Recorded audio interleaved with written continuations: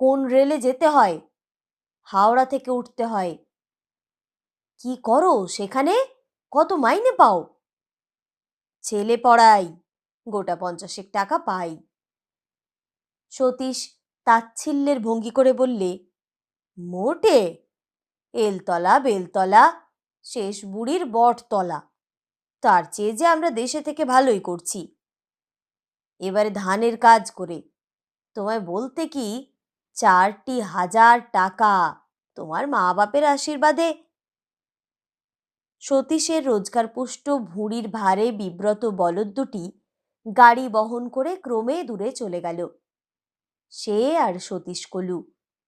একদিন ক্লাসে ভালো ছেলের অধিকারে গুরুমশায়ের নির্দেশ মতো সে সতীশ কলুর কান মলে দিয়েছিল, হাতে নাড়ু গোপালের ইঁট তুলে দিয়েছিল। আজ সতীশ তার শোধ তুলে নিলে। তবুও তো সে সতীশকে আসল মাইনের চেয়ে কিছু বাড়িয়ে, বেশ কিছু বাড়িয়েই বলেছে। পরের বাড়িতে থাকা খাওয়া আর 30 টাকা মাইনে শুনলে সতীশ না জানি কি বলতো। অনেকদিন না এলেও সে চিনতে পেরেছে। দূরের ওই বট গাছটা সোনাখালি বাক্সার কুঠি বাড়ির বট গাছ। বেলা পড়ে এসেছে, সন্ধে হবার দেরি নেই। সোনাখালিতে রাত্রে কারো বাড়িতে থাকতে হবে, কিন্তু ও গ্রামে ভদ্রলোকের বাড়ি বেশি নেই বলে তার জানা আছে। যা হোক, একজনের কারো বাড়িতে থাকার জোগাড় করতেই হবে। গ্রামে ঢুকে প্রথমেই তার নজরে পড়ল রাস্তার বাঁ দিকে যেখানে আগে বাঁশবন ছিল, এখন সেখানে একটা ছোট ঘর।